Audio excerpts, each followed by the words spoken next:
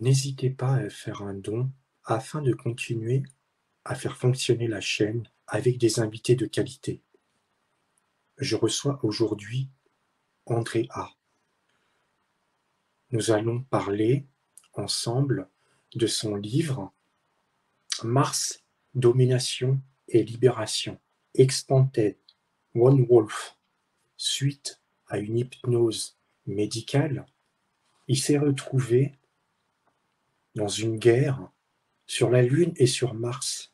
Donc il nous explique son histoire.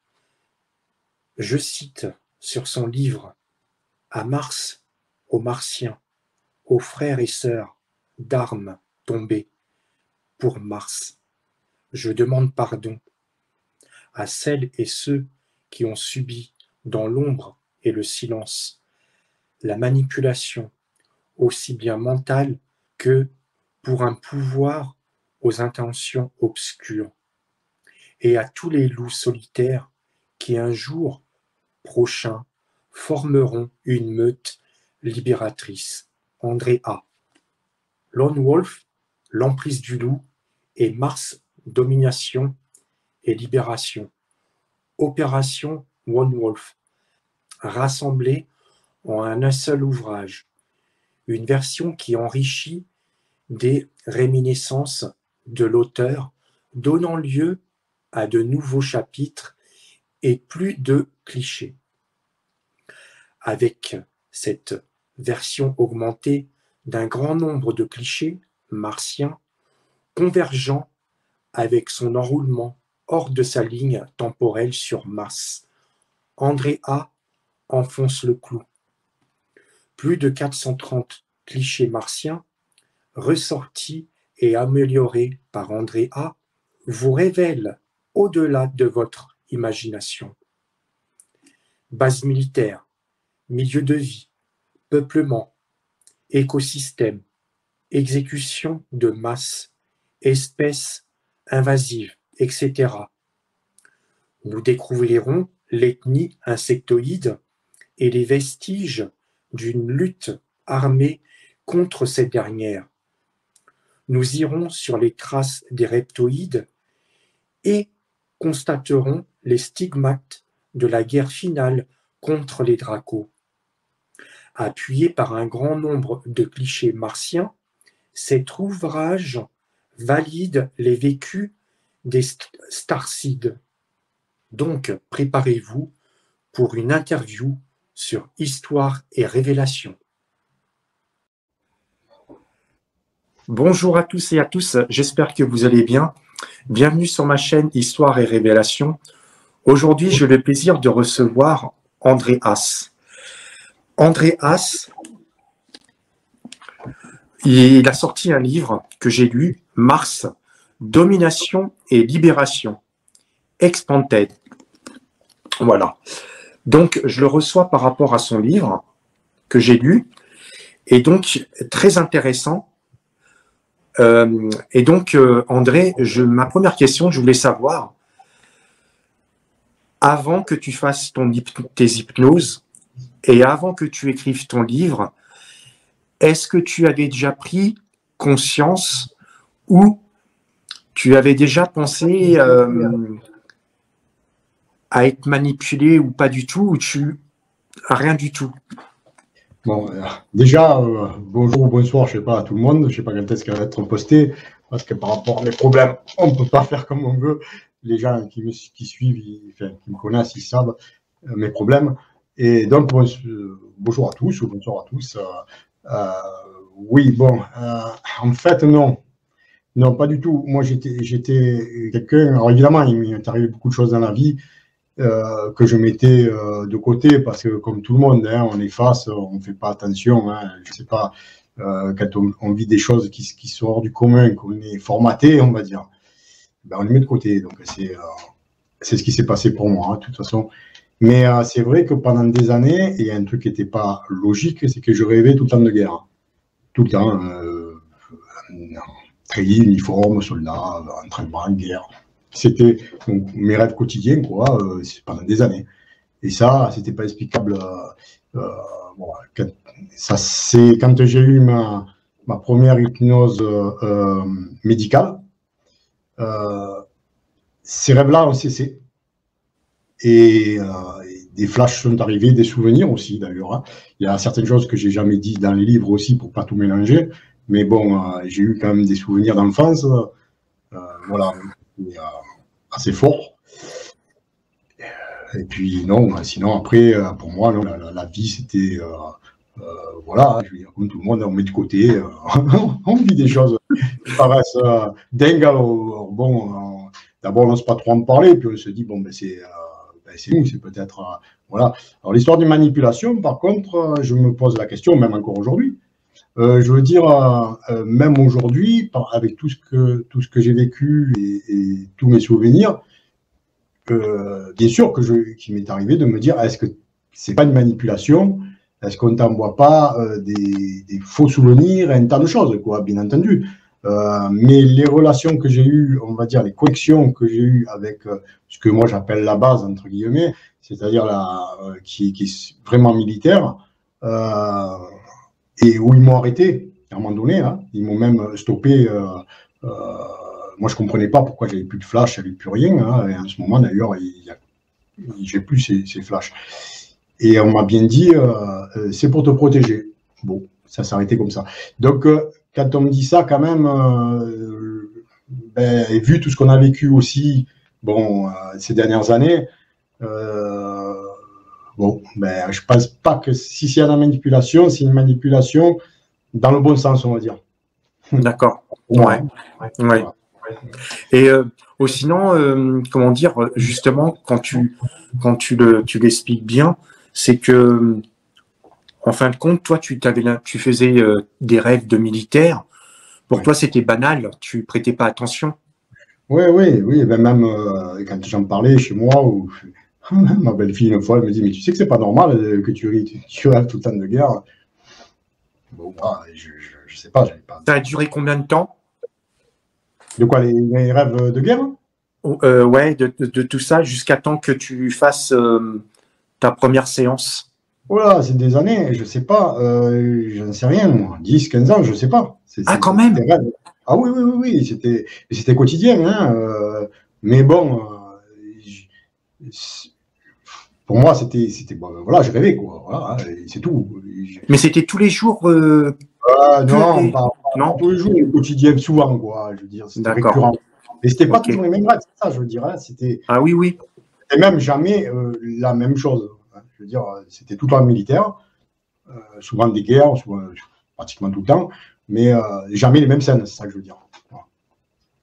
Mais tu vois, tu parles, après on va commencer, donc tu parles de ce qui t'est arrivé, donc je conseille acheter le livre et de le lire, parce que franchement, honnêtement, vous allez apprendre des choses.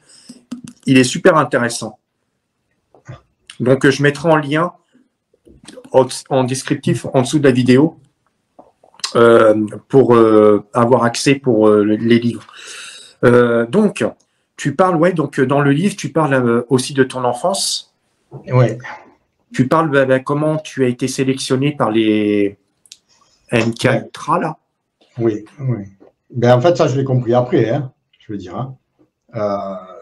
C'est-à-dire que tout ce qui m'est arrivé dans l'enfance, déjà, moi, l'enfance que j'ai vécue, je n'ai pas développé parce que j'avais pas, je ne voulais pas faire un procès à mes parents, ce n'était pas le but. Ce n'était pas le but non plus de me plaindre, mais c'est vrai que, bon, c'était une enfance très difficile.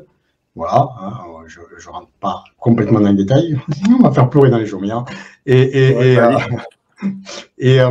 par contre, les souvenirs que j'avais, les souvenirs, je veux dire comme les souvenirs d'enfance, pareil, qui correspondaient à rien du tout, et où je subissais, on va dire, les mêmes choses finalement, où je ne comprenais pas, ou les endroits où je suis allé, où je ne comprenais pas, et ensuite ils ont pris sens, en fait. Hein.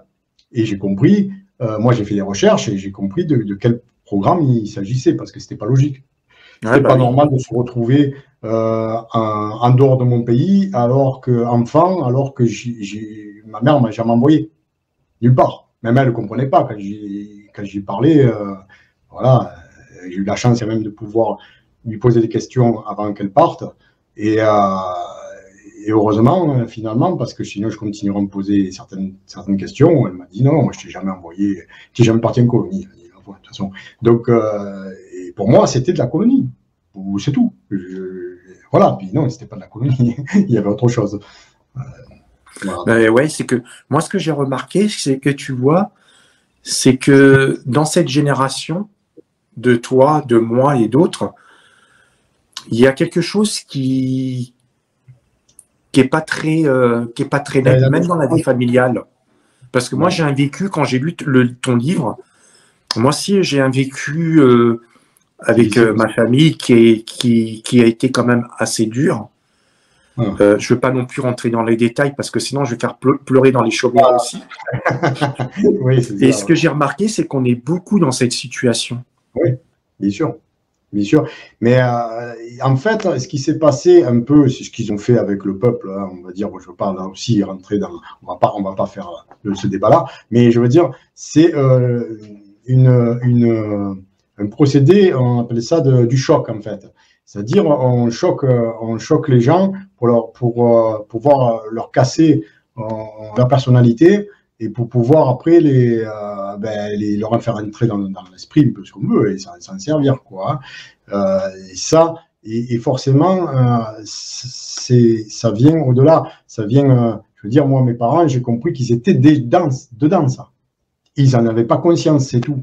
Parce que c'est pas possible que je souffre ou que je passe des supplices identiques, finalement, en dehors du cercle familial, ailleurs, dans des endroits qui, finalement, quand tu réfléchis, c'est inconnu. Je veux dire, des lieux, je n'avais pas à être là, avec des gens inconnus, que je n'avais pas non plus, avec d'autres enfants, souvent aussi, de peu près de mon âge, qui subissaient les mêmes choses. Donc, forcément, ça veut dire ils peuvent être que dedans. Après, moi, il y a beaucoup de choses ils sont par la réflexion, parce qu'en disant, moi, mais on m'a pas dit, tes parents, ils font partie de ça, mais bon, c'est d'une évidence. C'est pas logique. Pour comment ça s'applique les mêmes choses. Donc, voilà. Après, c'est de la réflexion, du bon sens, quoi. Donc, après, tu as eu des soucis de santé et quand t'es venu à l'esprit de dire tiens, je vais faire une hypnose, comment ça t'est arrivé dans rien que d'y penser, de savoir tiens, je vais faire une hypnose? C'est pas m'arriver, ça vient pas de ma pensée. Non, en fait, ce qui se passait, c'est que bon, c'est vrai que j'ai eu, moi, voilà, j'ai commencé à travailler à 16 ans, j'ai fait tout un tas de métiers, puis j'ai fini par faire de l'informatique et j'ai fait presque 20 ans d'informatique. Voilà. Et puis je faisais du sport, hein, moi je faisais de la boxe, je faisais beaucoup de choses. Et puis ce truc-là, j'étais allongé, hein, je l'ai expliqué, je faisais une sieste, et puis d'un coup j'ai été comme saisi. On en parlera après. Voilà. Pas trop dans les détails, on en parlera. Oui, mais le truc, c'est pour ça, c'est-à-dire que la souffrance, moi j'essaie de la traiter médicalement, donc ils ont rien compris, ils m'ont fait un tas d'examens. Aujourd'hui, ils ont mis un nom, mais parce qu'il fallait mettre quelque chose, mais ils ne savent pas pourquoi. Ils m'ont parlé de greffe, alors j'en ai pas eu, greffe osseuse, des choses comme ça, j'en ai pas eu. Le remaniement de la colonne vertébrale, ils ne comprennent pas pourquoi, des vertèbres qui sont soudées différemment. Alors, je n'aurais jamais pu faire du sport, je n'aurais jamais pu faire l'armée, je n'aurais jamais pu faire tout ça dans l'état où je suis. Donc, c'est venu comme ça. Aujourd'hui, j'ai compris ce qui s'est passé. Hein. C'est aussi dans la vie qu'on trouve. Mais moi, voilà. Et puis, c'est mon épouse qui me disait tu devrais faire de l'hypnose médicale, puisque tu as tout essayé, de toute façon, tu n'as rien à perdre. Mais moi, je n'étais pas du tout dans cet état d'esprit. J'étais vraiment formaté. Je veux dire, moi, j'étais quelqu'un que pour moi, l'hypnose, c'était de l'arnaque. J'ai dit, mais non, je vais aller faire l'hypnose, ça ne va me servir à rien. Voilà. Et puis, à un moment donné, allez, je vais y aller pour lui faire plaisir. Mais comment elle a entendu parler de ça, de ton épouse? Parce qu'elle s'inquiète pour moi et que donc elle cherchait beaucoup. Elle cherchait, des fois, elle me disait les magnétismes, elle essaye tout. Elle ne sait plus comment faire parce qu'elle m'a connu en pleine forme et puis elle m'a vu me dégrader d'un coup. Donc, pêcheur, voilà. Moi, j'ai vu pleurer parce qu'elle ne pouvait rien faire, c'était impuissante. Elle ne comprend pas ce qui m'arrivait. Voilà. Donc, ça a été dur. Et puis bon, du coup, je l'ai fait aussi pour elle, parce que bon, Pusher se débattait, et j'ai dit, bon, je vais faire l'effort. Et il se trouve que je ne savais même pas, non seulement réceptif, mais que je me mets en auto-hypnose tout seul sans même m'en rendre compte. Et je le faisais sûrement sans même le savoir. Et donc voilà, bon, je fais l'hypnose. Je fais l'hypnose, et puis bon, le docteur, donc il me parle, c'est un rapport aux douleurs, quoi. Il me sort tout un truc, me fermer les yeux, enfin tout ça, le truc d'hypnose, quoi. Et puis quand je suis sorti, c'est vrai que je me tenais un peu mieux sur ma canne, je disais, je marche un peu mieux, mais je me dis, c'est psychologique, bon. Et puis c'est là que les choses se sont décantées par la suite. Suite à ça, alors j'en ai parlé aussi dans le livre, hein, puisque je suis retourné voir le docteur, je ne comprenais pas ce qui m'arrivait. Je suis même allé voir sur Internet si je n'étais pas devenu fou. Enfin bref. Voilà, puis pour accepter la réalité, pour accepter que l'hypnose, ça existe, que tout ça, parce que pour moi, c'était un autre monde, hein, j'ai basculé. Le premier livre que j'ai écrit, c'est un livre de science pure. Pour moi, je ne jugerais que pour la science. Pour moi, voilà, l'homme était né, voilà, c'était l'évolution, c'était ce qu'il disait. Enfin, il n'y avait pas, et pourtant j'ai vécu des trucs qui auraient dû m'interpeller. Mais non, j'étais là-dedans. Et ça a été vraiment, ça a fait basculer ma vie, quoi. Ça m'a tout remis en question, en fait. Voilà. D'accord. Ouais, oui. Pour pas perdre la tête. Hein. Est-ce qu'aujourd'hui, on peut dire que quand tu as fait ta première séance d'hypnose à aujourd'hui, est-ce que tu as eu une évolution par rapport à ta santé ou ça c'est dans l'amélioration ou ça s'est stabilisé? Ouais, je peut-être, je dirais. Enfin, c'est dégénératif et c'est assez lent, donc je ne peux pas dire, je souffre toujours. Donc, par contre, ce qui s'est passé, c'est plutôt au niveau de l'esprit. Il y a eu une ouverture d'esprit. J'ai vécu des choses incroyables, des ressentis pas possibles, des présences. Enfin, j'ai eu beaucoup de choses. J'ai pas eu que du mauvais, parce que bon, il faut pas croire, mais revivre ce qui s'est passé, ce qu'on appelle les programmes spatiaux secrets, bon, forcément, c'est ça, hein, c'est PSS, même on peut dire ce qu'on veut, mais c'est ça, le nom qu'on a envie. C'est pas une sinécure, hein. Je veux dire, c'est quelque chose de terrible. Et même aujourd'hui, moi, j'ai encore tout le temps des scènes que j'ai écrites, d'ailleurs, même des flashs, où je reste bloqué à les revivre. Et puis, il me viennent des fois des souvenirs reliés à ces flashs. Alors, je les note un peu. Mais, je sais pas, des trucs simples, hein, quand on est dans la base, par exemple, voilà, où j'explique quand on est dans notre petite base, par exemple.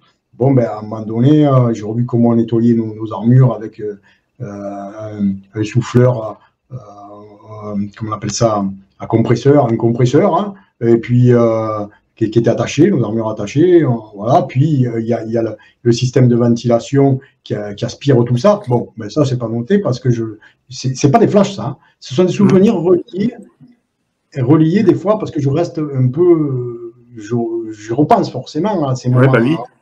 Et puis, il y a des fois des souvenirs qui viennent, tiens, mais il y avait ça aussi. Tiens, voilà, bon, voilà, c'est des choses comme ça, quoi. Justement, tiens, on va rentrer dans le détail. Donc, tu fais ton service militaire. Ouais. Et quand tu as fait ton hypnose de trucs, là, tu sais, de morse, là. Oui, de morse, ouais. De morse. Et à un moment donné, tu te vois partir dans dans ta mission où tu dois aller. Et comment tu as vu? Est-ce que c'est un mur où tu rentres à l'intérieur? Non. Comment c'était ce passage? Ouais, c'est non, une porte. Mais en fait, ce qui était dingue, c'est que, bon, déjà, il faut savoir que ça, j'en ai pas parlé, mais quand j'ai fait l'armée, moi, j'étais soutien de famille. Normalement, j'ai tout fait pour pas faire l'armée. Donc, j'avais devancé pour pas la faire. Donc, je suis allé faire les 3 jours. Puis, il y a un gars qui était à côté de moi, il avait un œil beurre noir. Donc, il ressort, il me dit, je suis réformé. Je dis, pourquoi? Il me dit, j'ai un œil beurre noir. Je dis, bon, moi, j'ai soutien de famille, j'ai le dossier. C'est bon. Ah non, mais j'arrive, le type, il regarde, je dis, mais soutien de famille, il me met apte. Paf, je dis, comment apte? Je fais une famille, et il me dit, non, mais c'est bon. Enfin bref, ils n'ont pas cherché, donc ils voulaient que je sois. Ensuite, quand pour faire le morse, c'est pareil. Dans la section, moi, j'étais dans le train, c'est-à-dire les transports. Hein, normalement, j'aurais dû passer mes super lourds, tout. Moi, les poids lourds, je les ai repassés plus tard dans le civil. Mais donc, je fais mes classes. Et ensuite, on vient me voir à moi. Bon sang, il y a toute la section. On est 200 dedans. Ils viennent me voir à moi. Qu'à moi. C'est tout. Et il me dit, voilà, toi, tu pars à Montélimar dans les transmissions. Et pourquoi moi? C'est comme ça. Pourquoi moi? Bon sang. Et alors que je vois pas pourquoi les transmissions, moi. Ce qui fait que je suis parti là-bas, mais les 2 mois de transmission, je suis pas sorti une seule fois. C'est-à-dire, c'était pas une perme. Rien, que dalle. Et c'était que de l'ordre serré toute la journée, des gardes quasiment toutes les nuits, c'était que ça, et les séances de morse que j'ai jamais faites. Donc, disons que j'ai fait les séances, mais le morse en lui-même, je me rappelle que dalle. Donc, par contre, ce qui se passait ensuite quand j'ai eu mes réminiscences, c'est que quand on est assis sur le pupitre, en plus, c'est les pupitres scolaires hein, de l'époque, hein, ça ressemble, c'est vraiment les pupitres, quoi. Donc, on a nos trucs, on met des casques, hein, j'ai des casques, paf, c'est des gros casques, hein, voilà. Et on a un instructeur en face. Et là, il commence le morse, et là, c'est là où où moi, tout s'arrêtait. Et en fait, ce qui se passe, c'est qu'on est dans un état second, je ne sais pas ce qu'il nous envoie, là, dans la tête, mais c'est un état second. Ensuite, il y a des supérieurs, on va dire, qui viennent dans la pièce, qui viennent nous récupérer, et on les suit. Et dans la même pièce, il y a une autre porte, une porte blanche d'ailleurs, hein, comme qu'on n'a même pas fait attention. Hein. Physique? Oui, tout oui, ça, oui, c'est oui. Physique? Ah oui, une porte, c'est pas un truc qui s'ouvre, c'est une porte. Donc, on descend, et on a des escaliers en colimaçon, on les descend, et on arrive dans un autre espace, on va dire, où là, c'est vraiment notre monde, quoi. On a des endroits pour s'entraîner, enfin, on voit bien, quoi. Par exemple, les armures, on a des armures mécaniques, mais qui sont, c'est comme une salle d'entraînement, en fait. Ce ne sont pas celles qu'on va utiliser après, mais elles sont là, elles sont branchées, et elles sont face à des écrans qui vont refaire le terrain, donc il va falloir apprendre à les piloter. Donc, en fait, il y a tout un tas de choses comme ça. C'est un endroit pour s'entraîner, en fait. D'accord. Et dis-moi, le temps que tu es parti là-bas pour faire ton service militaire où tu devais aller là, sur Mars et ton entraînement, en termes de temps, ici, terrestre, c'est combien de temps? C'est-à-dire que moi, j'ai fait 8 ans sur Mars. J'ai eu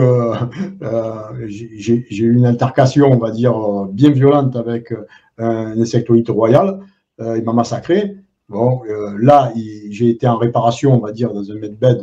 Je ne savais même pas que c'était medbed. Moi, je ne savais pas ce que c'était à l'époque, de toute façon. Juste que je me suis revu dans l'appareil. Et puis, quand je me suis réveillé, je n'étais plus sur Mars. Voilà. Et donc, j'ai fait 8 ans. Et 1 an, je me suis retrouvé sur la Lune, dans une section sur la Lune pour faire pareil, en gros, ce que je faisais finalement de l'informatique, mais pour une exploitation minière. Et j'ai resté qu'1 an. Et donc, comment dire, c'était quoi là, en durée, en termes de... Je peux le dire parce que... En durée, combien ça a duré donc, c'était 8 ans, mais comme ils te remettent 8 ans, c'est pour ça que la guerre, quand je fais même mes vidéos, je montre la guerre des mines, par exemple. Je mets guerre 1990, parce que ça correspondrait au temps parallèle. D'accord? Donc, ça ferait ça. Mais nous, après, ils te remettent, quand tu reviens, tu te retrouves au même endroit, un peu avant. Ce qui fait que c'est pour ça que tu ne te rappelles pas. Donc, pour toi, ça ne s'est pas produit. Ouais, puis tu as perdu quand même 8 ans, entre guillemets. Oui, toi, tu n'as rien perdu du tout. Enfin, tu n'as rien perdu du tout. Tu as quand même morflé, mais tu es censé avoir rien perdu. Tu es censé n'a pas avoir existé, ce truc-là. Tu n'as pas vieilli de 8 ans quand tu reviens. Ah, ok, d'accord. Okay. Non.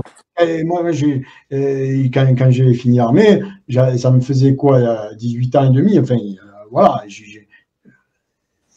j'avais fini. J'avais pas 8 ans de plus. D'accord. Et tu t'es retrouvé, donc en fin de compte, tu t'es retrouvé sur ton pupitre en train de faire du morse. Oui, mais c'est ça, c'est que tu continues là. Bon, mais c'est pour ça que je te dis, il y a un trou, on comprend. Moi, tu sais que c'est comme les souvenirs d'enfance, c'est des choses que tu ne te rappelles pas. Voilà, ben c'est pareil, là, tu dis, bon, ma foi. Donc tu fais ton temps. C'est tout, Ouais, tu ne te poses pas plus de questions, en fait. Et c'est vrai. Et dis-moi, est-ce que tu te rappelles, non, c'est pas ce que tu te rappelles, est-ce que tu sais le produit bleu qu'ils vont injecter, c'est quoi comme produit bleu? Je sais pas. Quand tu es injecté, c'était très froid, mais comme le condensat de Bosenstein que j'explique là, le procédé, en tout cas, il utilise justement le froid extrême avec un gaz justement qui ralentit comment ça s'appelle ça là, les neutrons, enfin les électrons, quoi, la vitesse des électrons. On peut penser que c'est un rapport avec ça. Hein. Moi, je suis pas non plus, comment on appelle ça, je suis pas. Il y a des technologies à laquelles j'ai vu que je ne peux pas répondre parce que je les ai vues, mais je ne sais pas à quoi ils servent vraiment, enfin, comment ils fonctionnent vraiment. Je ne sais rien. Je sais qu'on nous a fait ça. On nous a mis notre produit, puis on nous a fait passer, voilà, on nous a fait traverser ce que les gens appelleraient une porte d'étoile, peu importe. C'était vraiment étrange parce qu'on a suivi ça comme des robots, quoi. Et puis ça fait un peu kaléidoscope. Hein. Enfin, pour moi, c'était plutôt un mélange de couleurs et puis on se retrouve, voilà, on n'est plus sur Terre, quoi. Mais moi, c'est impressionnant, c'est comment tu parles au niveau des armures.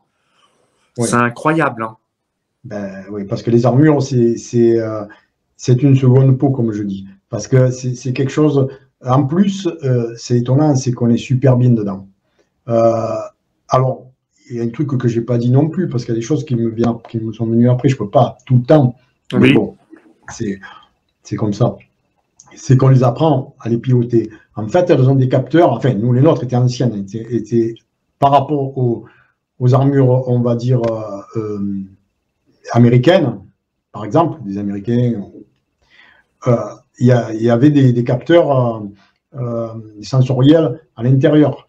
Donc, si on la pilote mal, on se casse un bras hein, ou une jambe. Donc, on apprend à les piloter parce que par exemple, si tu as l'intention de bouger le bras en arrière, il faut apprendre à le faire pour qu'elle puisse aller en avant, en arrière, etc. Pareil pour le marcher. Et donc, ça s'apprend tout ça. C'est comme tu pilotes hein, un véhicule, hein, on apprend à conduire, c'est pareil. Donc, c'est quelque chose qu'on a. Ça fait partie de nous, à un moment donné. On se déplace très peu. Il n'y a que des endroits où on a une combinaison environnementale où le climat, le temps le permet. Voilà, pendant un bref délai, on peut. Voilà, mais il y a mais en plus, bon, si tu te balades sans armure, alors ça me fait rire parce qu'ils disent qu'ils vont aller sur Mars, mais qu'ils y aillent. Parce que s'ils se baladent sans armure, sans rien du tout, tu ne vis pas longtemps. Hein. Pas à cause de l'atmosphère, hein, mais à cause de tout ce qu'il y a là-bas. Ouais. Mais quand tu regardes, en fin de compte, les armures, elles ne pètent pas de mine devant les insectoïdes. Non, ben oui, mais le problème, c'est qu'on ne peut pas faire, enfin, a priori, hein, qu'il y a des armures beaucoup plus importantes. Quand j'ai écouté Jean-Charles Moyen, David Rousseau, eux, ils ont vraiment d'armures énormes. Bon, moi, je n'ai pas connu ça, mais c'est sûr que tu ne peux pas avoir des armures qui font des tonnes quand même, parce qu'il y a de l'énergie, il y a beaucoup de choses dans ces armures. Donc, il faut qu'elles te protègent, mais il faut qu'elles te permettent aussi de pouvoir bouger. Oui, voilà, évoluer dans l'environnement assez rapidement. Donc, elles sont solides, mais les insectoïdes, c'est quelque chose de terrible. Hein. Ouais, c'est clair. Bah, justement, on va en parler un petit peu de ces insectoïdes, parce que tu as eu, justement, on peut dire, ils t'ont déglingué, quoi. Le Royal, là. Ah oui, mais j'en ai vu d'autres, moi. Enfin, j'ai vu des soldats se faire découper. Hein. Justement, en parlant de, tu sais, quand tu t'es retrouvé dans la fameuse dans le fameux souterrain, là. Mais dans les bases souterraines? Non, non, tu sais où tu t'es trouvé dans l'endroit où tu vivais avec tes. Ah oui, oui, dans Oui. notre petite base, oui.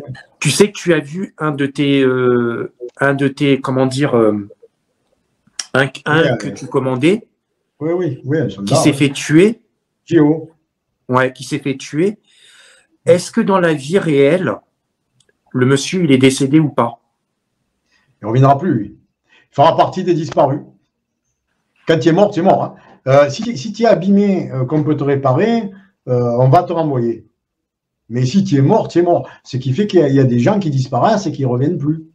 D'ailleurs, des fois, il y a des gens qui disent on est disparus, on ne les retrouve pas. Ben, ça fait partie. Tu sais, sur des milliards de gens, c'est pas quelques milliers que bon. Voilà, non, si tu es mort, tu es mort. Enfin, à moins qu'il y a des gens qui sont plus calés que moi au niveau de tout ce qui est les âmes et compagnie. Ça, moi, c'est pas mon domaine. Alors, mais c'est intéressant, hein, attention, moi je m'y intéresse. Je suis maintenant beaucoup plus ouvert qu'avant à toutes ces choses-là, puisque j'ai vécu. Je peux pas dire c'est pas possible. Mais pour moi, de mon point de vue, quand tu es mort, tu es mort. Là-bas, oui, si, c'est fini. Voilà, hein. Enfin, moi, quand j'ai vu des types se faire couper en deux, pour moi, c'est pas possible que. On ne peut pas les réparer, cela. Hein. Enfin, je sais pas. Bah oui. Après, il y a des d'armes, ça, je sais pas. Alors, je vais faire voir un cliché, si on peut le voir. Voilà, ça, c'est une armure. Oui, là. Voilà, en fait, je représente ce que c'est au plus près à chaque fois. Quoi. Et c'est vrai que donc le pauvre, on peut dire paix à son âme, hein, parce que le monsieur, il n'a rien demandé. Oui, c'est ça. Il s'est fait. Et qu'on a vu d'autres aussi qui. J'ai aussi un ressenti, c'est que quand vous étiez là-bas, mais aussi bien toi que les autres, vous avez aucun sentiment, rien du tout. Ouais, c'est ça. Et ça m'a choqué, ça un peu. Oui, mais c'est normal parce que comprends-le. Alors d'abord, il y a toute la programmation antérieure, hein, en amont, qui a été faite pour ça.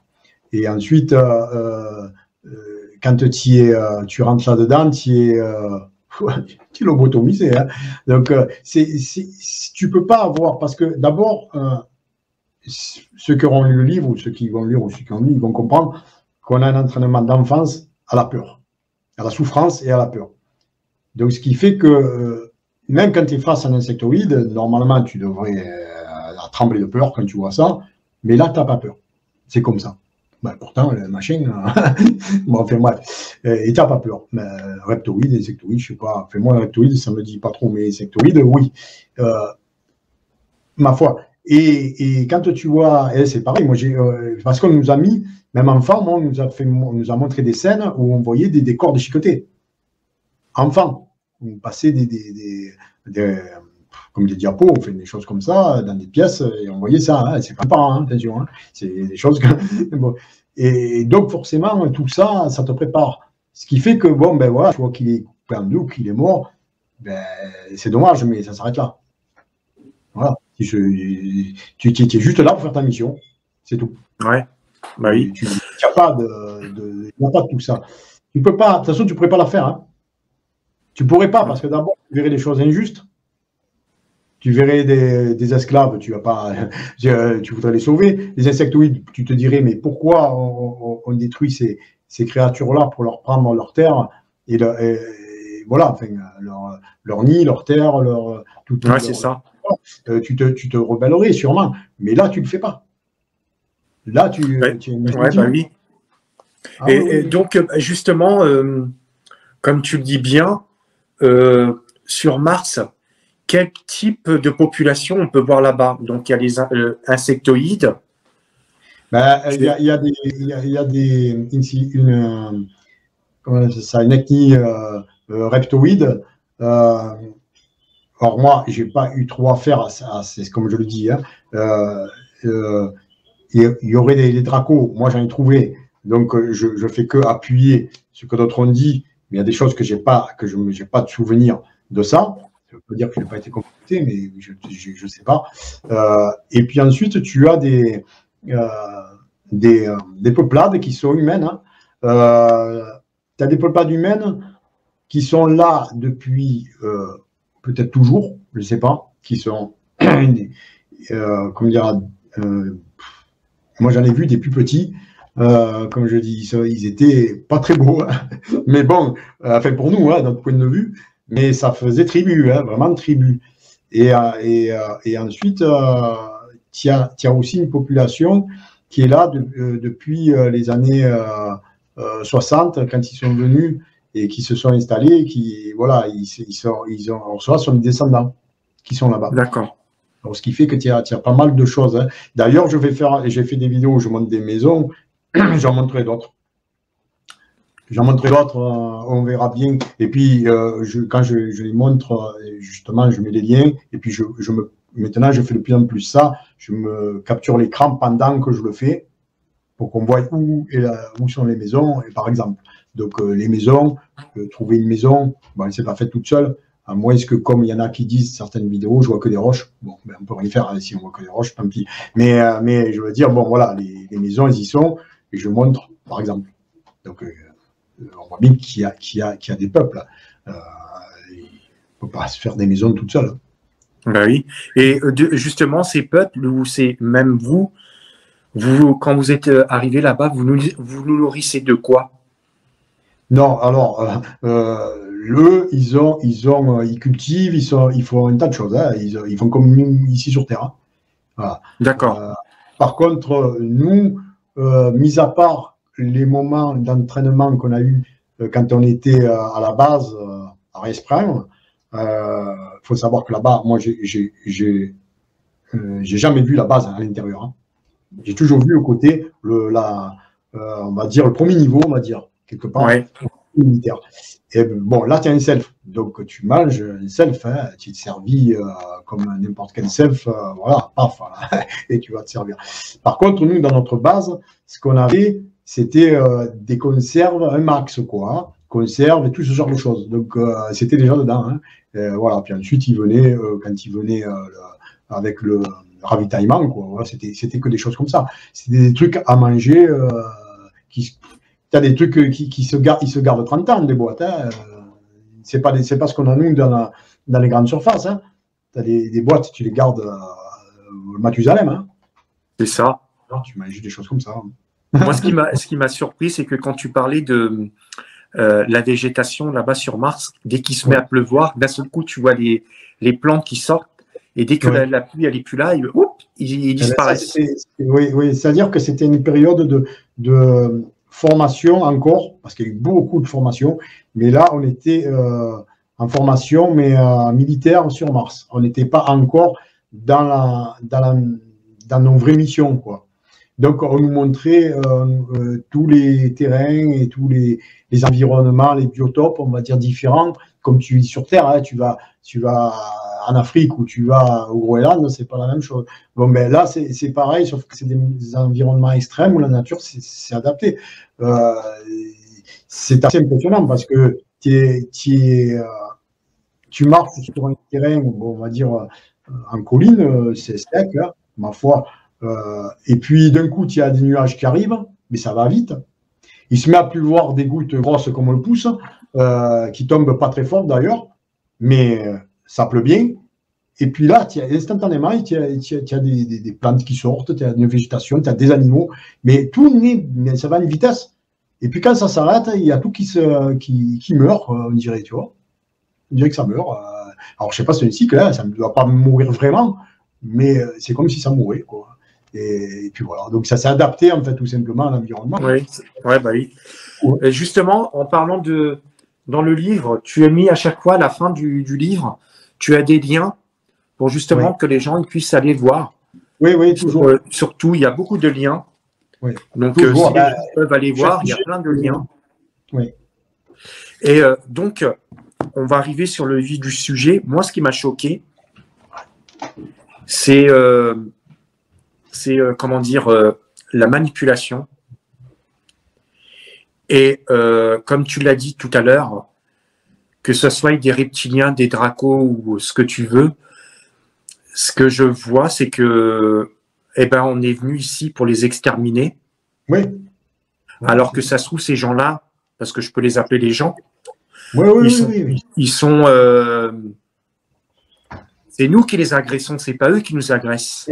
En fait, surtout, c'est que quand tu es, on te fait comprendre qu'il va y avoir des créatures, en fait. On ne te dit pas que ce sont des êtres évolués. C'est-à-dire que les premières fois que tu vois l'insectoïde, pour toi, c'est un animal. Or, ce ne sont pas des animaux. Ce sont des êtres évolués. Ils n'ont pas la même façon que nous. Je ne sais pas, je prends les dauphins, par exemple. Voilà, je prends les dauphins. Alors, ils communiquent d'une certaine manière, ils vivent d'une certaine manière. Bon, on dit que c'est des animaux. Des fois, on se demande si c'est vraiment des animaux comme on l'entend, quoi. Mais les insectoïdes, ils sont plus évolués que des dauphins, bien sûr. Hein. Mais ils sont peut-être même plus évolués que nous, tout simplement. Mais c'est différent. Disons qu'ils ne sont pas capables, enfin, moi, de ceux que j'ai connus, parce qu'on me dit qu'il y a des insectoïdes dans des vaisseaux. Mais en tout cas, moi, de ce que j'ai vu, ils ne sont pas capables de fabriquer un armement ou des choses comme ça. Par contre, ils font beaucoup tout ce qui est biologie, ce genre de choses-là. Voilà. Ils sont vraiment très forts là-dedans. Voilà, c'est un peu comme je sais pas moi, les abeilles ou ce genre de choses, mais en plus, ça va plus loin, quoi. Ils sont capables de créer des environnements à eux qui leur sont propres pour travailler. Comme nous, tu fais ton bureau comme ça, eux, ils vont le faire avec de la matière, une autre matière. Enfin, c'est différent, quoi.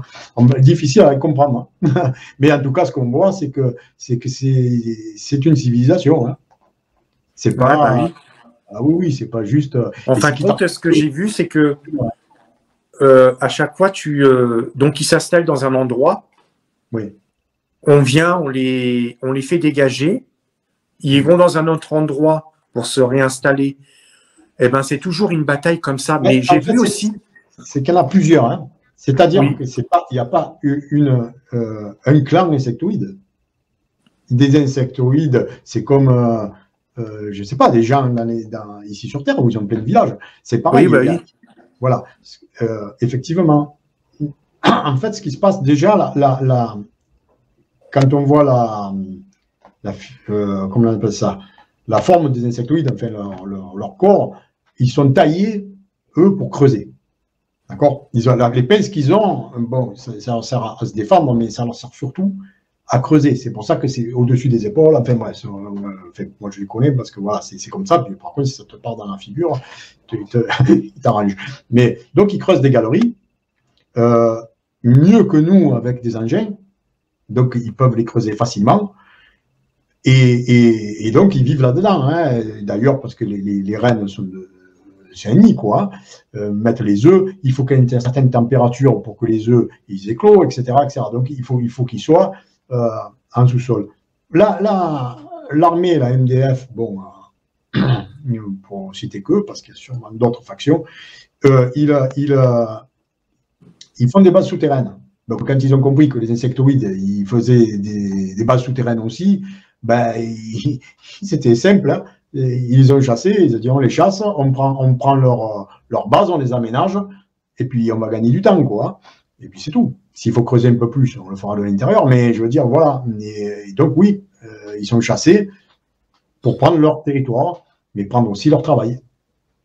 Mais j'ai vu aussi que quand vous les tuez, les armes, elles sont pas trop efficaces. Hein. Ben, c'est sûr qu'ils sont costauds. Oui, c'est difficile. C'est pour ça qu'il y a eu des guerres où ils sont intervenus avec des blindés, des armes lourdes, parce que c'est voilà. Je veux dire, s'ils fuient, si tu as quelques combats et qu'ils s'en vont, bon, mais ça suffira les armes que tu as, parce que bon, ils peuvent fuir aussi, hein. Ils sont quand il y a trop de soldats et qu'ils se font tirer dessus. Ben, voilà, puis ils ont des œufs, ils ont des trucs à protéger, ils ont des familles, bon, mais c'est comme ça. Donc, ça fuit. Mais quand ils viennent pour reprendre leur terre, par exemple, leur territoire, ou qu'ils ne veulent pas se laisser faire, une escouade, ça ne tient pas. Hein. Ouais, bah oui. J'ai vu quand même dans le livre, tu as quand même un sentiment de conscience de dire de dire mince, qu'est-ce que je fais, qu'est-ce que je suis en train de faire quand vous avez fait le massacre, le fameux massacre. Comme je t'avais dit, de toute façon, il n'y a pas de souci. À ce moment, ça n'arrête pas. Oui, bah oui. Alors, dis-moi, je voulais te demander, tu as eu quand même un soupçon de lucidité quand tu t'es retrouvé, tu sais, dans la fameuse terrier de la reine, où là, vous avez vraiment fait un carnage. Et je sais que tu as quand même ressenti, même si tu avais pu l'esprit de conscience et tout, tu avais quand même un petit peu vu qu'il y avait quelque chose qui clochait. Mais c'est-à-dire que quand j'ai eu le contact avec l'insectoïde qui m'a contacté mentalement. Et qu'est-ce qu'il t'a dit, justement? C'est pas ça, c'est que bon, voilà, c'est-à-dire que quand la MDF a voulu reprendre la base qu'ils avaient déjà prise aux insectoïdes, bon, bref, quand ils ont voulu la reprendre, ils sont allés à coups de lance-flamme pour les chasser. Et donc ça sortait de partout. Ils fuyaient, hein, forcément. Et en fait, c'est pas moi qui suis allé dans la base. C'est qu'à un moment donné, il y a un insectoïde qui sort, qui s'est arrêté devant moi. Et là, en fait, j'ai pas pu vraiment réagir parce qu'il est rentré en contact mentalement. C'est pour ça que je veux dire, ils parlent pas comme nous. Ils ont des cliquetis, des bruits, mais enfin, leur communication, elle se fait on va dire par télépathie, je sais pas, par des images. Un peu comme les dauphins font avec les images, c'est des ondes, je pense. Moi, je relis ça un peu aux dauphins, hein, mais bon, après, il y a des spécialistes des animaux qui seront plus que moi. Mais bon, en tout cas, il est rentré dans mon esprit, quoi. Et il m'a montré la souffrance, ce qu'on leur faisait, et surtout la reine. Parce que eux, ce qui leur importe, c'est la reine et les œufs. Ça s'articule comme ça hein, chez eux. Ils se tuent pour la reine. Hein. C'est pas, voilà, c'est pas individuel comme nous. Hein. Et donc, oui, forcément, parce que vu comme il rentre dans ma tête et qu'il me montre tout ça, forcément, oui, j'ai quand même une réflexion. Et je vois le truc. Alors, il y a un peu de sentiment forcément qui arrive, même si on me l'a gommé. Là, c'est puissant, je veux dire. Ça rentre en contradiction avec le programme qu'on nous a mis dans la tête. Donc, forcément, oui, je trouvais ça, c'était injuste, quoi. C'était horrible, c'était injuste, mais voilà. Mais ça s'est dit, j'ai quand même continué à faire ce que je faisais. Hein. Tu peux pas faire autrement non plus. Tu es quand même programmé. Hein. Ouais, bah oui. Conscience. À un moment donné, voilà, il te fait prendre conscience parce qu'il te montre les choses. Sa souffrance. Il te fait passer la souffrance. Tu vois, la reine qui souffre, quoi. Les œufs qui brûlent, elle reste là parce qu'elle protège ses œufs jusqu'au bout. Oui, c'est sûr que, disons que si tu es de l'extérieur comme ça, là, comme je parle, ça doit être dur. Mais quand tu es dedans, c'est pas aussi dur. Je sais pas comment expliquer. Oui, bah oui. Oui. Tu vois, mais voilà. Tu sais que c'est injuste. Voilà. Ouais, bah oui. Et quel grade il avait cet insectoïde qui est venu dans ta tête? Ah ben, ça y est, c'était un soldat sûrement, hein, parce que vu le machin que c'était. Alors les insectoïdes, ils ont aussi ce truc-là, c'est que. Alors, comment je le sais on nous l'a dit dans les formations après coup, hein, mais parce qu'ils sont polymorphes. C'est-à-dire que s'il manque d'ouvriers, un soldat, il peut changer prendre la place d'un ouvrier, donc il va changer, voilà, muter, on va dire, voilà, c'est ça le mot, pour pouvoir s'adapter à son travail et vice-versa, quoi. Voilà, et ça fonctionne, c'est pas comme nous, voilà, c'est ouais. Donc celui-là, c'était à mon avis, vu tout ce qui sortait, ils étaient tous en soldats, hein, parce que comme on est allé leur foutre le feu, je ne crois pas que les ouvriers servaient à quelque chose à ce moment-là. Il devait y en avoir, sûrement, mais en tout cas, ça sortait de tous les côtés. Il y avait beaucoup de soldats, ça c'est sûr. Ouais. Mais moi, ce qui m'a choqué quand même dans le livre, c'est que tu vois, c'est toujours la même chose. Esclavage, exploitation, guerre, Et moi, Ouais. ça m'a choqué. Ben, c'est comme ça depuis des millénaires, hein, malheureusement. C'est aussi les espèces belliqueuses, je ne vais pas dire comme les humains, mais comme une partie des humains, on va dire.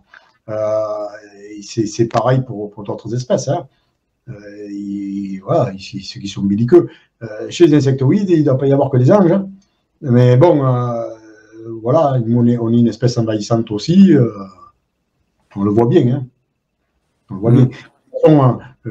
J'amène les preuves, on va dire, par le biais des clichés, des rovers. Et puis, ce n'est pas une coïncidence si on les voit juste là. C'est pas que d'abord parce que les rovers ne sont pas exposés au hasard.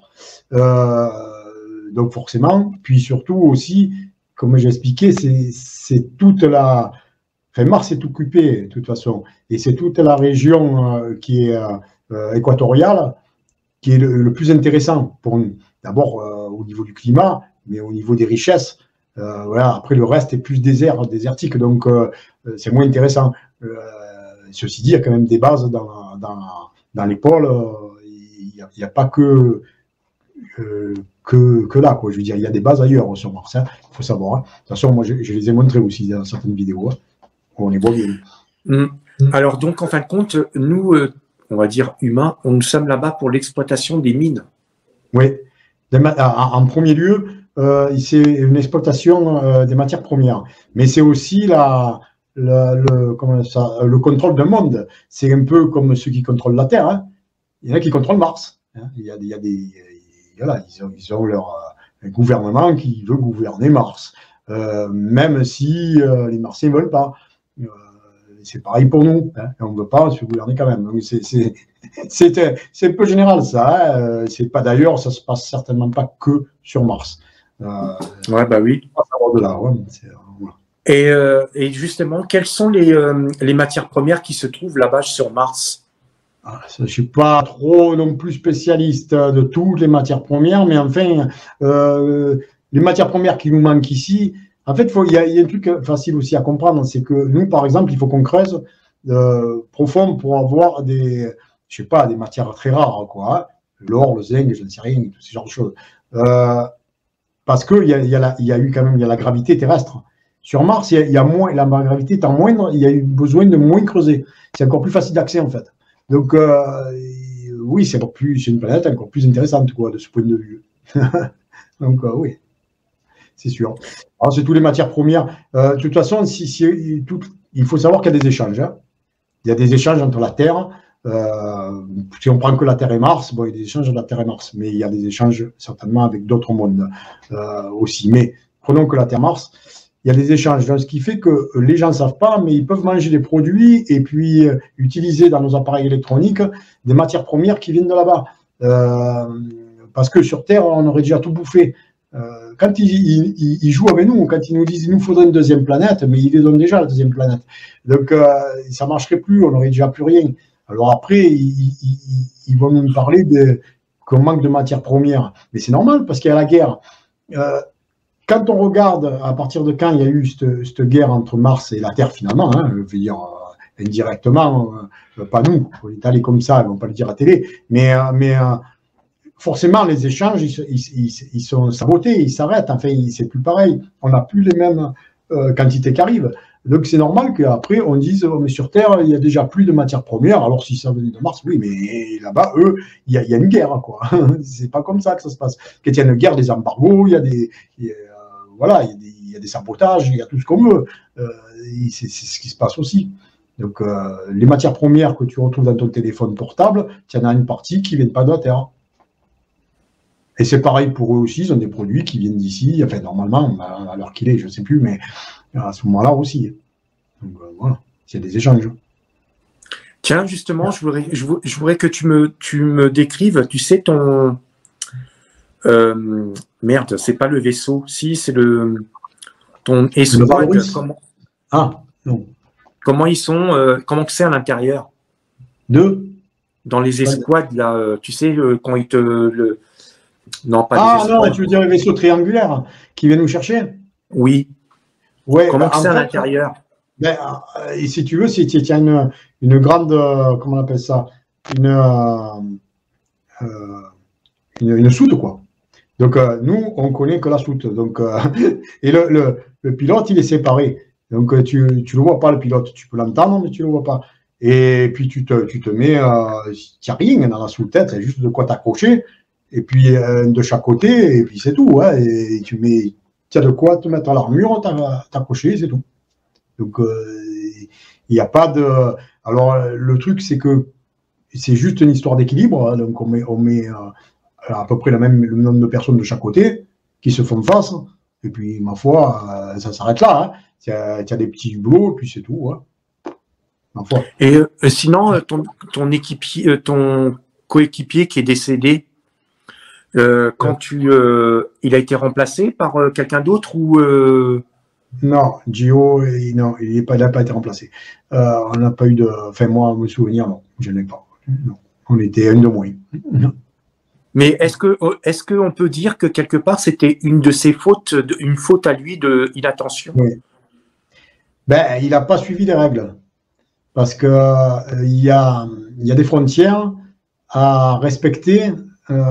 Parce que bon, quand on annexe, mettons, un territoire, il y a quand même des frontières. Hein. Il y a une frontière à un moment donné. Donc tu annexes. Enfin, nous, on n'annexe rien du tout, mais genre, la NDF annexe. Voilà.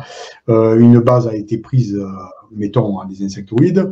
Bon, ok, on la sécurise, on met tout ça en fonction. Et puis ensuite, tu sécurises le terrain, mais tu as des frontières à respecter. Si tu les dépasses, tu peux te faire agresser parce que tu n'es plus dans ton territoire. Et Gio, bon, a priori, il est allé un peu plus loin que ce qu'il fallait, quoi. Donc, malheureusement, c'est des choses qui arrivent.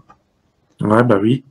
Un territoire inconnu, un territoire interdit, on va dire. Il ne faut pas y aller. Et justement, bah, on va arriver à la chose douloureuse. Hein. Tu as été pris par un royal là qui t'a massacré. Ouais, mais là, on était la guerre. Il y a eu de grosses guerres bien avant.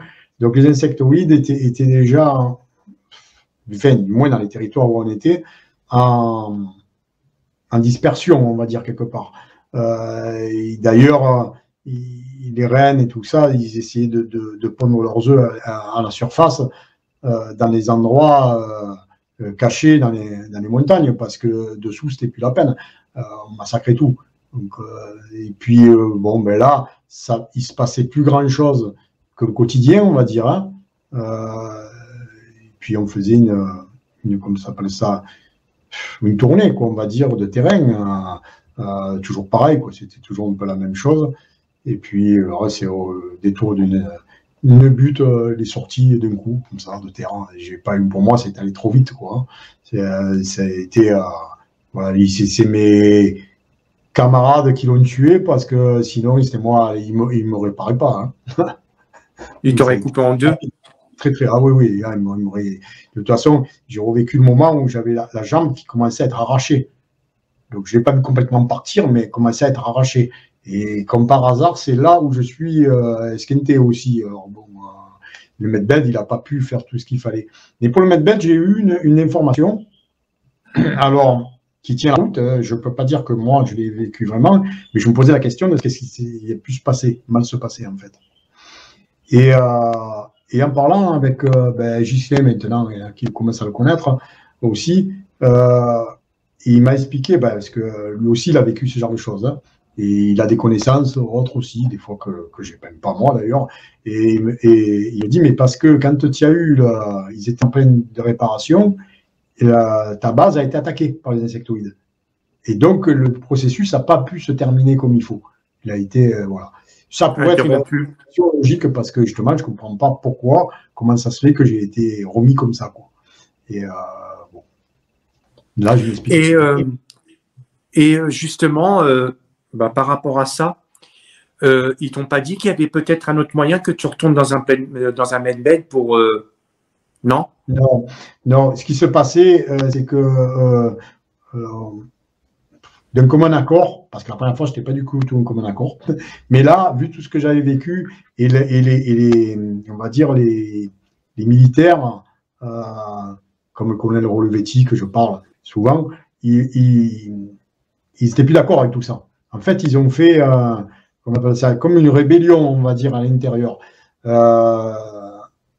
Cette rébellion, en vérité, elle va plus loin. Il y a des accords avec d'autres factions en dehors de Mars, mais bon, on ne va pas aller s'éparpiller, on va rester là-dessus. Donc, le commun accord, c'était de revenir. Et là, moi, j'ai été d'accord et de faire ce que je suis en train de faire là, en fait, d'essayer d'éveiller. C'est pour ça que quand on me parle de guerrier, de ne pas rester dedans, de 3D, 4D, d'évoluer, mais le problème, c'est que pour que les gens évoluent, il faut aller les chercher. Et pour aller les chercher, si on parle en 3D, 4D, tout ça, c'est bien dans la 3D. Donc, je ne peux pas, moi, de ce que je dois faire autrement que d'éveiller les consciences en montrant les choses, en les disant et en les montrant, dans le dur, là où ça fait mal. Après, tant mieux, justement, le but, c'est que les gens s'ouvrent, s'éveillent et passent à autre chose et évoluent, on va dire. Et à ce moment-là, le système, toute la planète pourra évoluer, mais pour ça, il faut faire le sale boulot. Donc, le sale boulot, moi, j'ai signé pour ça. Voilà, donc après, on pourra toujours, j'ai déjà été critiqué, entre guillemets, en disant, oui, trop guerrier, machin, mais c'est pas pour rien, il y a une raison. Voilà, c'est comme ça. On ne peut pas grandir autrement, quoi. Et si on peut pas commencer par la fin, il faut commencer par quelque chose, par le début. Moi, comment j'ai fait, moi, pour m'éveiller? Il a bien fallu que je sois confronté à ce genre de choses. Donc, si on m'aurait donné tout sur un gâteau, tout beau, que je n'aurais pas passé tout ça, est-ce que vraiment je comprendrais tout? Est-ce que vraiment j'aurais un esprit comme ça ouvert? Est-ce que je pourrais voir les choses? Est-ce que je pourrais aider les autres? Est-ce que je pourrais faire tout ça? Je ne pense pas, parce qu'il faut passer par ces étapes. Donc, moi, je suis là pour ça. Donc, en dernière instance, oui, la dernière mission, elle est là pour ça. Puis on me l'a dit. Hein. On me l'a dit, c'est ce que je dis quand j'ai eu mes premières communications. Je suis allé voir sur Internet, je n'étais pas schizo, je ne comprenais pas. Je suis retourné voir mon docteur, voilà, qui m'a expliqué que non. Il me dit, ce que vous me dites, c'est factuel, vous le vivez, il y a quelque chose qui va. Voilà, c'est à vous, quoi. Et voilà, moi, on m'a contacté au début quand je ne comprenais pas ce qui m'arrivait. Tout ce que je revivais, et puis je me demandais mais pourquoi, et puis on me parle directement, puis j'entends c'est militaire, quoi. On me dit mais c'est vous qui avez décidé de venir, capitaine. J'ai ouvert les yeux, je suis parti sur Internet, je suis allé chercher schizophrène, quoi. Je dis c'est quoi ça? Qu'est-ce qui m'arrive? Et oui, et puis les communications ont continué, jusqu'à ce qu'à un moment donné, c'est moi qui voulais rentrer en communication, qui forçait un peu la communication, et j'avais même entendu l'opérateur se faire engueuler. À un moment donné, parce que on entend du bruit derrière, il n'est pas seul, quoi. Et je l'ai entendu se faire engueuler parce qu'il communiquait avec moi. Puis on m'a dit d'arrêter. À un moment donné, on m'a même dit arrêtez, vous allez faire jouer le plan. Je dis bon, je commençais à avoir peur, je dis mais je vais faire une connerie. Et donc j'ai arrêté, quoi, je veux dire, tout simplement. Donc il se passe bien quelque chose. Je veux dire, moi je veux bien la schizophrénie, des choses comme ça, mais dans ce cas-là, on entend des bruits, des sons de monstres, des trucs comme ça, on n'a pas une communication. On va dire, construite, avec des ordres, des contre-ordres, des questions, des réponses. Enfin, je veux dire, ça ne tient pas. Donc, tout ça, au début, c'était comme ça. Moi, voilà. Puis après les réminiscences, j'ai pu voir qu'est-ce qui se passait de l'autre côté. Et effectivement, on me l'a montré, on va dire. Donc, je l'ai vu. J'ai bien vu qu'il y a derrière la faction militaire qui est derrière et qui communique. Pareil, ils se servent des mêmes techniques d'espace-temps finalement pour passer aussi les communications. Voilà, bon, elles sont mentales, hein, puisqu'on a tous une identité comme comme je dis, il faut voir ça comme les empreintes digitales. On a tous dans notre esprit des ondes qui correspondent à notre personnalité. Donc ils savent nous contacter, tout simplement, alors est-ce qu'il y a un dispositif dedans, je ne sais pas, mais même pour moi, je ne suis pas certain qu'il y ait besoin de dispositif. Hein. Mais bon, en tout cas, il nous contacte. Et il nous contacte à travers une sorte de membrane, on va dire, qui sert de transfert entre les. On est encore une fois dans une ligne temporelle, hein, en vérité. Je veux dire, quand j'ai communiqué avec eux, finalement, je peux me poser la question, est-ce que c'était à l'instant T ou ou est-ce qu'il y a un décalage de plusieurs années en vérité? Je ne sais pas. Ça, je ne sais pas. Et, en fait, ça fait toujours poser plus de questions. Bah oui. Est-ce que tu te souviens ou tu peux te rappeler de décrire comment il était le medbed que toi tu as vu? Non, moi, ce que je me suis vu dedans. Donc, ce que je vois, c'est une espèce de vitre sur les côtés. J'ai l'impression de baigner dans un liquide étonnamment bleuté aussi. Et puis, je vois des gens autour de moi. D'ailleurs, j'ai vu quelqu'un une femme militaire qui ressemblait, mais est-ce que c'est elle? Ça, je ne sais pas, hein, encore une fois, à Nathalie. Enfin, ceux qui suivent, ils la connaissent. C'est possible. Mais j'ai vu, elle était qu'entrée, celle-là. Et les autres étaient tous ça en bouse, ma foi, autour du medbed, on va dire. Mais donc, l'appareil en lui-même, moi, ce que je peux voir, c'est ce qu'on nous montre sur Internet des fois, le medbed. Je me dis, bon, ça doit être quelque chose comme ça. Mais moi, je suis dedans. Donc, je ne l'ai pas vu entièrement, quoi. J'ai vu de l'intérieur. D'accord. Moi, une partie. Tu sais que, je ne sais pas si tu le sais, mais il y a quelqu'un sur Terre qui nous l'avait fait voir, les medbeds, qui a été l'un des premiers. Moi, ce que j'avais vu, c'est qui? On l'a pris pour un fou. Ah, Michael Jackson. Ah bon? Ah bon, je ne sais pas. Pas la première nouvelle. Tu sais, il y avait des photos qui avaient circulé où tu le voyais allongé dans un tube. Peut-être. Oh, j'ai pas fait attention. Tu regarderas, tu vas voir, il est allongé à l'intérieur. Ah ouais. Et si tu réfléchis bien, si tu regardes bien, tu dis, ah, ça a été l'un des premiers à nous faire voir. Quand il était encore noir, quand il commençait à devenir célèbre, il rentrait dans un caisson à l'intérieur. Il dormait dedans. Non, mais ça ne m'étonne pas qu'ils utilisent cette technologie depuis longtemps. Parce que, de toute façon, même là, il n'y a qu'à voir. Il faut que les gens, des fois, parce que souvent les gens ils se disent, ouais, mais c'est de la science-fiction.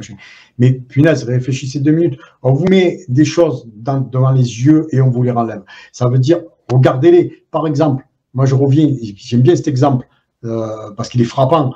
Quand Mélenchon il faisait ses discours avec des hologrammes, à moins que les gens ont oublié, mais à un moment donné, Mélenchon a bien fait des discours avec des hologrammes. Oui ou non? Bah oui. Bon, d'accord. Où sont passés ces hologrammes? Pourquoi on n'a plus d'hologrammes? Pourquoi on n'a pas des télé d'hologrammes? Bon, par exemple, donc ces technologies sont venues, sont parties. Hein? Comme mon épouse devait aller voir le spectacle, le fameux spectacle où il faisait les hologrammes mélanger les morts et les vivants. Elle avait pris les places et tout. Et puis ils ont annulé. Ils ont tout enlevé. Comment ça se fait? Pourquoi ces technologies, on nous les montre et elles disparaissent? À un moment donné, elles fuitent et elles disparaissent. C'est pas la première fois. Hein. Il y a des technologies comme ça, il y en a plein d'autres. Donc le medbed, c'est la même chose. Michael Jackson l'a peut-être montré, et puis on a dit, oh, on les enlève. Donc voilà, c'est assez gênant. On prend les navettes spatiales, Challenger, tout ça. Du jour au lendemain, bon, il y a eu un drame, allez, c'est fini. Bon, est-ce que ce drame a été programmé? Est-ce vraiment un accident? On ne sait rien. Toujours est-il que sur Mars même, pour en revenir, je les montre, moi, dans des vidéos, on a des navettes. On en voit une qui est scratchée, et on la reconnaît bien. On voit même un astronaute qui est mort un peu plus loin. Donc, ça veut dire qu'ils se sont servis. Ils ont voulu essayer sûrement de faire ce que les PSS font depuis longtemps. Ils y allaient quand même avec leur technologie, parce que les navettes, c'est pas non plus de la grosse technologie par rapport à tout ce qu'ont les PSS. Hein. Mais ils ont dû sûrement essayer d'y aller. Donc, ils ont dit qu'il n'y en avait plus, mais ils s'en sont servis. Hein. Même sur la Lune, on entend avoir des navettes scratchées. Et c'est des navettes du style Challenger. Hein. C'est les mêmes. Hein. Donc, d'accord. On nous met des trucs, on les enlève, ma foi. Moi, une fois aussi, j'avais vu, par exemple, un petit écran avec... alors, ça fait déjà quelques années, hein, ça fait une dizaine d'années, je ne sais plus, dans une galerie marchande, à l'époque où ils commençaient à nous montrer les 3D, qui parlaient des 3D des téléphones portables, hologrammes. Ils commençaient à en parler. Bon.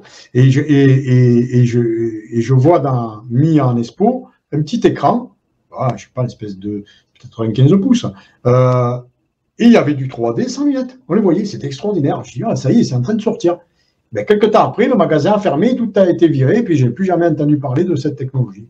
Alors, elle va ressortir, revenir par une autre porte, mais on les renlève. Donc, ces technologies, elles existent. On les renlève, c'est tout. Ah, bah oui. Donc, c'est pas la science-fiction. Et puis, qui peut croire depuis tant d'années qu'on est toujours sous les mêmes systèmes de fusées, les mêmes systèmes. Enfin, je veux dire, c'est pas possible. On est quoi en 2023? Enfin, bon, il faut arrêter. C'est clair. On voit bien qu'on nous a enfermés dans quelque chose et qu'ils utilisent. Voilà, qu'on ne nous donne pas accès, c'est tout. Hein. Simplement, c'est clair. Dis-moi, je voulais te demander, quand tu as sorti, je refais voir le livre, quand tu as sorti ce livre, oui. Après que tu aies sorti ce livre, tu as fait encore combien d'hypnose? Non, c'est pas. En fait, comment dire, moi, j'ai pas. La séance que je décris dedans, c'est une exploration. C'est pas une hypnose régressive que j'avais faite. C'était pour m'aider pour les soins avec Anan et Nathalie. Bon. Mais j'ai jamais fait d'hypnose régressive. D'ailleurs, je me pose la question, je dois le faire, ce que je ne dois pas le faire, mais vu que pour l'instant, j'ai l'impression pour l'instant qu'il faut que je reste tranquille. C'est pour ça que je ne vais pas plus loin. Il y a des choses que je sais sur les coups. Je peux aborder le commandement Ashtar, mais je ne veux pas rentrer dedans parce que on m'a fait comprendre qu'il y a des choses, pour l'instant, il ne faut pas les dire. Parce qu'il y a un plan, il faut savoir que ceux qui te captent, on te capte des deux côtés. Je veux dire, c'est ta base qui va t'envoyer des infos, tu vas communiquer, mais ta communication peut être interceptée de l'autre côté. D'accord? C'est-à-dire par la Kabbale, ce qu'on appelle la Kabbale, ceux qui dirigent le monde, ceux qu'on doit combattre, les ennemis de l'humanité, finalement. Donc, soit on leur donne des fausses infos, soit on leur donne rien du tout. Et à l'heure qu'il est, moi, je leur donne rien du tout. C'est ce que j'ai compris. Donc, ça viendra que ça viendra. Alors, c'est pas le moment. C'est tout. Et puis, je fatigue aussi. Ça aussi, je l'ai bien compris. Oui. Je fais 60 ans cette année. Bon, c'est pas la question d'âge, mais j'ai ma maladie. Il y a l'âge. Et j'ai beaucoup sorti de vérité dans mes livres depuis 2017. Sur Mars, en pagaille, j'en ai sorti en pagaille. Voilà, c'était comme ça. Mais pas que. J'ai montré des structures ailleurs dans l'univers, j'ai montré beaucoup de choses avec les liens, les preuves, on peut toujours parler de musiciens sur la Lune, tout ce qu'on veut. Et j'ai fait un travail énorme. Bien sûr, ça touche très peu de gens. Je perds plus d'argent que ce que j'en gagne, de toute façon, donc je ne fais pas ça pour ça. D'ailleurs, on m'a bien dit que ce n'était pas pour ça que je devais le faire, et je touche qu'une pension de méditer. Donc je me bats, on va dire. Je me bats au quotidien. Et donc je fatigue. À un moment donné, voilà, donc c'est un peu comme si je devais. Il va arriver un moment où il va falloir que quelqu'un prenne le relais, parce que moi, de ce que je fais en tout cas, parce que je fatigue. J'attends à un moment donné qu'il y ait quelqu'un aussi qui prenne peut-être le relais, et puis peut-être moi je vais arrêter parce que il faut que je souffle. Il faut que je finisse ma vie souvent, parce que là, bah oui, oui, c'est usant, quoi. C'est usant. Ben, c'est usant parce qu'on veut secouer des esprits, des fois, qui sont comme des murs. Donc, voilà, tout le temps, faire un travail acharné. Je ne suis pas là pour convaincre, je suis là pour montrer et ouvrir les yeux. C'est pas de la croyance, c'est pas tout ça, moi. Voilà, c'est que ça. Si l'humanité veut grandir et s'en sortir, comme d'autres planètes, d'autres mondes, je ne vais pas rentrer plus que là, mais comme d'autres, des humanités, il y en a d'autres, ben, il faut qu'elle se réveille. Il faut qu'elle s'éveille, mais il faut qu'elle accepte de le faire. Ouais, c'est ça. Voilà, nous on donne ce qu'on peut. Je ne suis pas le seul, hein, heureusement, mais voilà. Et moi, j'arrive. On va dire que, entre guillemets, je ferai partie, ce qui parle de vagues, des premières vagues. Donc la première vague, elle n'est pas la plus puissante, elle est juste là pour montrer la voie. Les générations qui arrivent, eux, sont plus éveillées, ont plus de potentiel, et il faut qu'ils prennent le relais. Voilà, c'est tout. Ok, André, on va arriver à un terme donc à cette vidéo. j'ai l'habitude de laisser le dernier mot de la fin à mes invités. Donc, je te laisse le mot de la fin. Alors, ok. Alors, voilà, le dernier mot de la fin. Ben, lâchez rien. Il faut toujours avancer. L'espoir, il est là. Il est à portée de main maintenant. Parce que on a libéré là-bas sur Mars. On est en train de libérer là. On a libéré sur la Lune. On est en train de libérer sur la Terre. D'ailleurs, les pressions qu'il y a actuellement sur l'humanité, c'est parce qu'ils sont dos au mur et que c'est un peu la politique de la Terre brûlée. Ils essayent de tout détruire parce qu'eux-mêmes, ils sont foutus. Donc, c'est le moment de ne pas lâcher. Donc, il faut aller jusqu'au bout et on va y arriver. Il n'y a pas de raison. Moi, je veux partir de là en voyant l'humanité s'élever. Yes.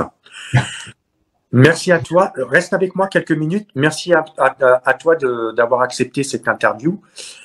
Si vous avez aimé cette vidéo, partagez, likez et surtout la partagez. Et je vous dis à très bientôt. Ciao.